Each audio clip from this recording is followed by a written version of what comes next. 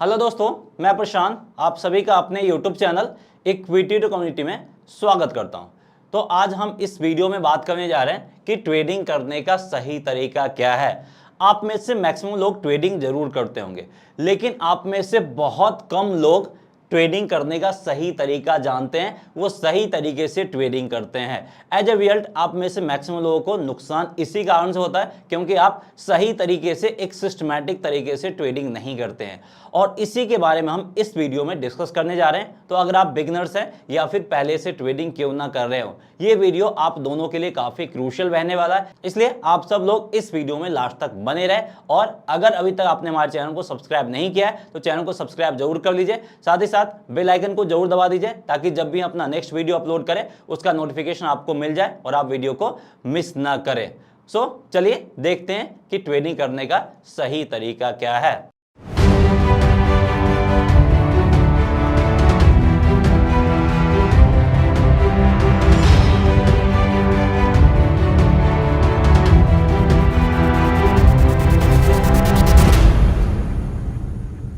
तो यहां पे हम चार्ट पे आ गए हैं और ये देख सकते हैं, ये आपका टाटा एल्क्सी का 15 मिनट टाइम फ्रेम वाला चार्ट है। तो 15 मिनट टाइम फ्रेम वाले चार्ट से आप इंट्राडे ट्रेडिंग आसानी से कर सकते हैं। तो इसका इस्तेमाल आप इंट्राडे ट्रेडिंग में कर सकते हैं, ऑप्शंस ट्रेडिंग में कर सकते हैं, फ्यूचर्स ट्रेडिंग में कर सकते हैं, कोई भी टाइम फ्रेम में कर सकते हैं, क्योंकि हमारा ट्रेडिंग सेटअप है, कोई ट्रेडिंग स्ट्रैटेजी नहीं है। अब यहाँ पे जो आपको ट्रेडिंग करने का सही तरीका सीखना है, वहां पे आपको कुछ स्टेप्स फॉलो करने हैं और उस स्टेप्स को आपको हमेशा फॉलो करना है। सबसे पहले जब भी आप चार्ट ओपन कर रहे हैं तो कोई भी ट्रेडिंग सेटअप लेने से पहले आपको ऐसे ही चार्ट उठा के कहीं से बाई कहीं से सेल नहीं कर देना। सबसे पहले यहाँ पे आपको क्या आइडेंटिफाई करना है? सबसे पहले यहाँ पे आपको एक सपोर्ट लेवल आइडेंटिफाई करना है। उसके बाद यहाँ पे आपको at the same time resistance level भी आइडेंटिफाई करना है, यानी हमारे लिए सपोर्ट लेवल कौन सा होगा, रेसिस्टेंस लेवल कौन सा होगा। सबसे पहले आपको ये दो लेवल फाइंड करना है ट्रेड लेने से पहले। ये आप मार्केट ओपन होने से पहले भी फाइंड कर सकते हैं या फिर मार्केट क्लोज होने के बाद फाइंड कर सकते हैं। दूसरा पॉइंट जो सारे लोग इग्नोर कर देते हैं वो है आपका रिस्क रिवॉर्ड रेशियो। हमेशा आपको चेक करना है कि यहाँ पे रिस्क कितना और रिवॉर्ड कितना है, यानी हमारा टारगेट प्राइस कितना है और हमारा स्टॉप लॉस कितना है। वो दोनों हमारे फेवर में होना चाहिए तभी हम ट्रेड लेंगे।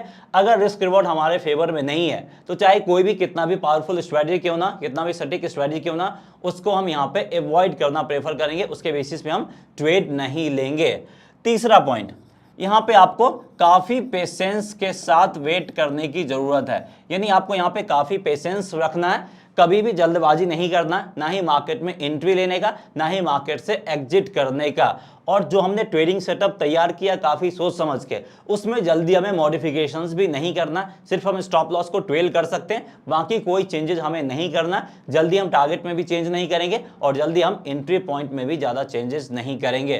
तो ये 3 पॉइंट को आपको फॉलो करना। इस 3 पॉइंट को फॉलो करते हुए आप सही तरीके से एक सिस्टमैटिक तरीके से अपना ट्रेडिंग सेटअप तैयार कर सकते हैं। तो चलिए देखते हैं कि ये 3 स्टेप्स को फॉलो करते हुए कैसे हम सही तरीके से सिस्टमैटिक तरीके से ट्रेड इनिशिएट करेंगे।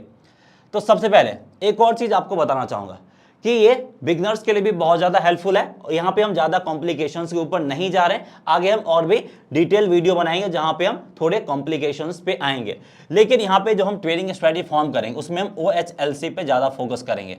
OHLC that means to open high low close. अब ये जो 4 पॉइंट है, ये 4 पॉइंट भी हमारे लिए क्या बन जाता है, कभी हमारे लिए ये सपोर्ट के रूप में काम करेगा, कभी हमारे लिए ये आपका रेसिस्टेंस के रूप में काम करेगा। तो अभी हम इस पे ज्यादा फोकस करेंगे क्योंकि ये जो इंफॉर्मेशन हमें मिलता है ये हमें कैंडल्स से इंफॉर्मेशन मिलता है, चार्ट से इंफॉर्मेशन मिलता है, और इसके बेसिस पे अगर हम सपोर्ट या रेजिस्टेंस लेवल ड्रॉ करते हैं तो वो काफी हद तक सटीक साबित हो सकता है। तो चलिए सबसे पहले हम इसके बेसिस पे सपोर्ट और रेजिस्टेंस लेवल आइडेंटिफाई कर सकते हैं, या नहीं तो अगर आपको और कोई मेथड आता हो जिससे आप सपोर्ट या रेजिस्टेंस लेवल आइडेंटिफाई कर सकते हैं तो वो भी यहाँ पे आप अप्लाई कर सकते हैं। तो सबसे पहले देखिए, प्राइस आपका यहाँ पे ओपन हुआ है और यहाँ पे आपका एक हाई बनाया, और हाई बनाने के साथ साथ यहां से प्राइस नीचे गया, मतलब यहां पे हमें एक रेसिस्टेंस लेवल का भी फॉर्मेशन देखने को मिल रहा है। तो यहां पे हमने OHLC वाला फॉर्मूला यूज किया है और यहां पे जो हाई है वो हमारे लिए क्या काम किया, सपोर्ट के रूप में काम किया है। एट द सेम टाइम यहां पे जो आपका लो बना था वो लो हमारे लिए क्या काम कर रहा है, वो लो हमारे लिए सपोर्ट के रूप में काम करता हुआ दिख रहा है। मतलब यहां पे हमारा जो फर्स्ट पॉइंट था सपोर्ट एंड रेसिस्टेंस वो यहाँ पे हमें आसानी से मिल गया है। अब हम इसके बेसिस पे आगे अपना ट्रेडिंग पोजीशंस इनिशिएट कर सकते हैं।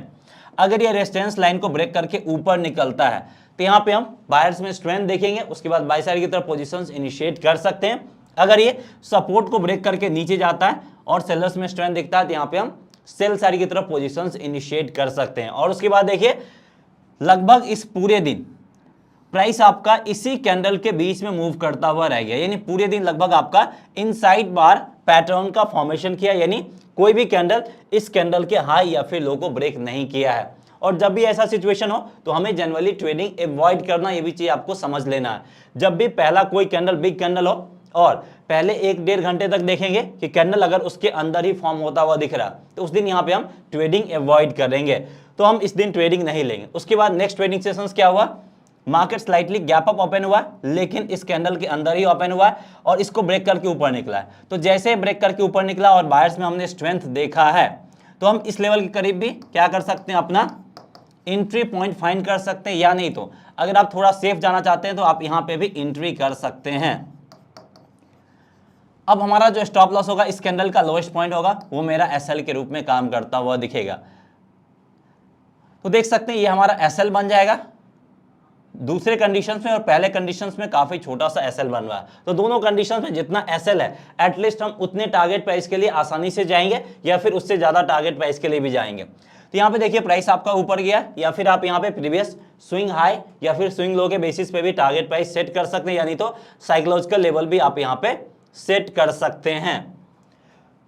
तो यहाँ पे देखिए प्राइस आपका ऑल द वे ऊपर साइड की तरफ गया और यहाँ पे green candle with long tell at the top, ये हमें दिखा दिया कि जो बायर्स हैं उनमें हमें यहाँ पे क्या देखने को मिल रहा है, उनमें यहाँ पे हमें कमजोरी देखने को मिल रहा है। अभी हमें क्या डिनोट कर रहा है कि यहाँ पे हमें बाय पोजीशंस को क्लोज करना है। तो जो भी हमने बाय पोजीशंस इनिशिएट किया है वहां से हम क्या करेंगे, वहां से हम एग्जिट हो जाएंगे, बाहर निकल जाएंगे। अब उसके बाद हम यहाँ पे क्या करेंगे, हम अपने बाय पोजीशन से एग्जिट हो गए, प्रॉफिट बुक कर लिए। अब देखिए अगर हम इसको भी स्टॉप लॉस के रूप में रखते हैं तो भी हमारा जो रिस्क रिवॉर्ड था वो हमारे फेवर में काफ़ी हद तक था और एग्जैक्ट एंट्री पॉइंट तो हमारा यही बनता है। तो इसके लिहाज से भी रिस्क रिवॉर्ड हमारे फेवर में था, तो हम आसानी से ट्रेड सेटअप यहाँ पे ले सकते थे।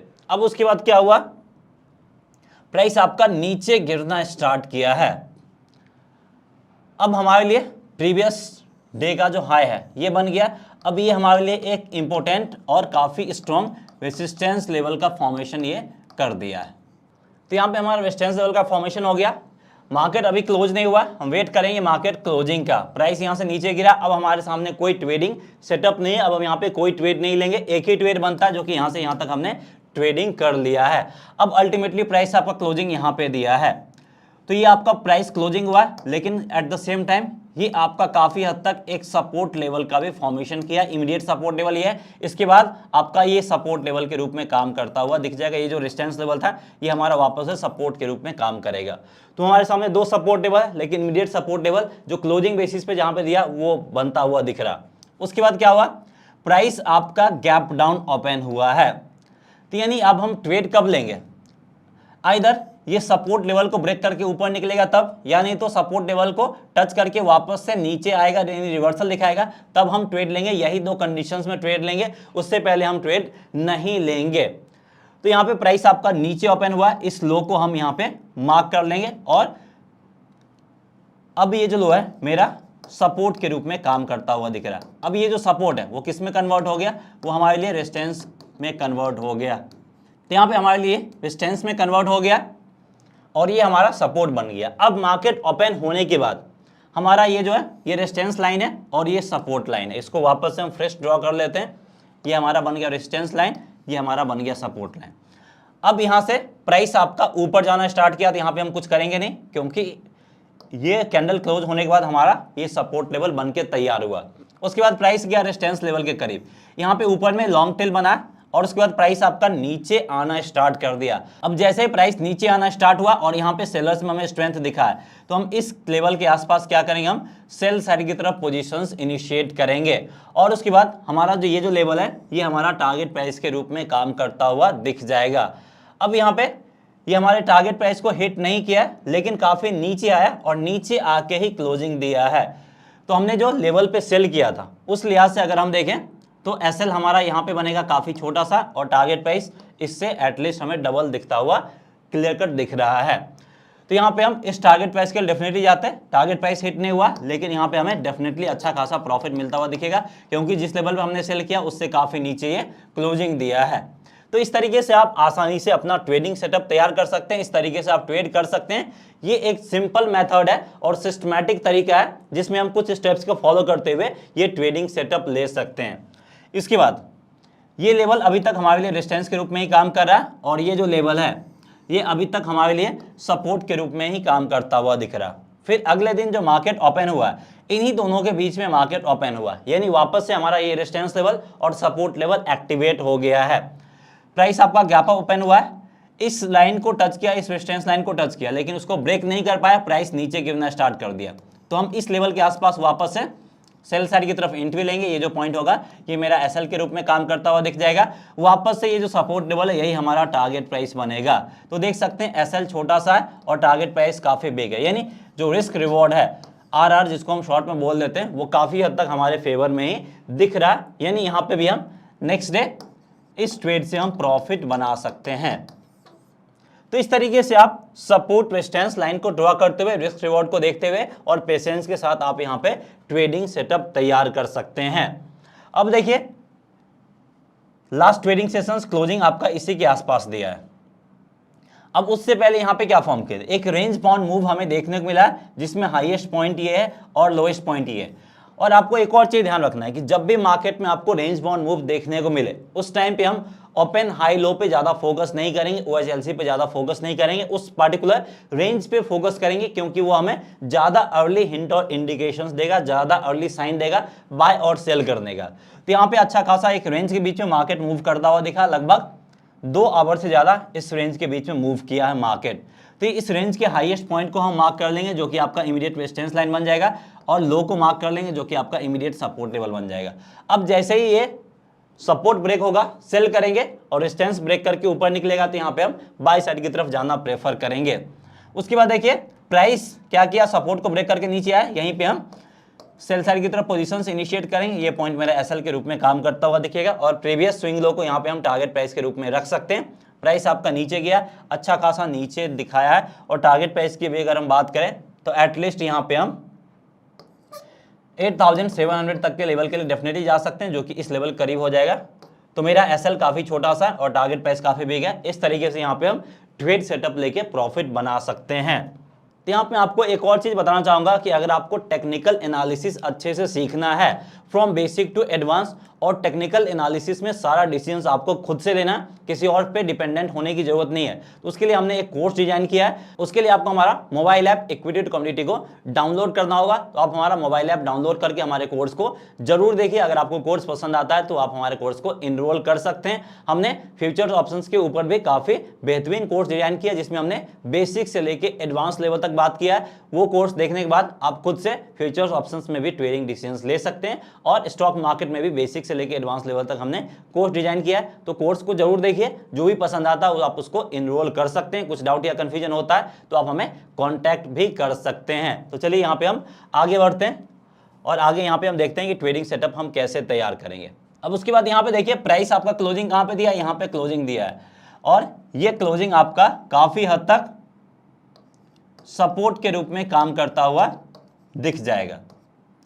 अब हम देखेंगे कि अगले दिन प्राइस कहां पे ओपन हो रहा है। अगर प्राइस इसके ऊपर ओपन होता है तो सपोर्ट के रूप में काम करेगा, अगर इसके नीचे ओपन होता है तो यही सपोर्ट आपका किस में कन्वर्ट हो जाएगा, रेजिस्टेंस के रूप में कन्वर्ट हो जाएगा। तो अभी हम पहले से प्री प्लान्ड हो गए, कुछ नहीं डिसाइड कर सकते, ये आपका सपोर्ट और रेजिस्टेंस दोनों के रूप में काम करता हुआ दिख सकता है। लेकिन जो ओपन हुआ इसी करीब ओपन हुआ, प्राइस फिर ऊपर निकल गया। जैसे ही ऊपर निकला ये हमारा किस में आ गया, ये हमारा सपोर्ट में आ गया, और जैसे ही इसके ऊपर निकला है यहाँ पे हम क्या करेंगे, यहाँ पे हम बाय साइड की तरफ पोजीशंस इनिशिएट करेंगे। और टारगेट प्राइस की अगर हम बात करें तो फर्स्ट टारगेट प्राइस को हम ये रखेंगे, सेकंड टारगेट प्राइस इसका जो हाईएस्ट पॉइंट है हम इसको रखना चाहेंगे। तो इस तरीके से ये दोनों टारगेट प्राइस हमारा आसानी से हिट कर देगा। तो इस तरीके से हम क्या करेंगे, सिर्फ हम यहाँ पे काफी हद तक OHLC को यूज किया, और जब भी मार्केट आपका एक रेंज में मूव किया तो उस रेंज के हाई और लो को हमने मार्क किया है। तो बस आपको अभी यही चीज देखना है कि मार्केट जब भी आपका रेंज में मूव करे उस रेंज के हाई और लो को मार्क कर दीजिए। हाई लो ब्रेक हुआ तो बाय और सेल साइड की तरफ जाएंगे और OHLC के बेसिस पे सपोर्ट रेजिस्टेंस ड्रॉ करके हम नेक्स्ट डे इंट्राडे ट्रेड अपना सेटअप तैयार कर सकते हैं। सो उम्मीद करते हैं ये कॉन्सेप्ट आपको समझ में आ गया होगा। इससे रिलेटेड कुछ भी डाउट या कंफ्यूजन है तो आप हमें कमेंट सेक्शन में पूछ सकते हैं, वहां पे आपको प्रॉपर आंसर किया जाएगा। सो दैट्स ऑल फ्रेंड्स, मिलते हैं नेक्स्ट वीडियो में। जय हिंद।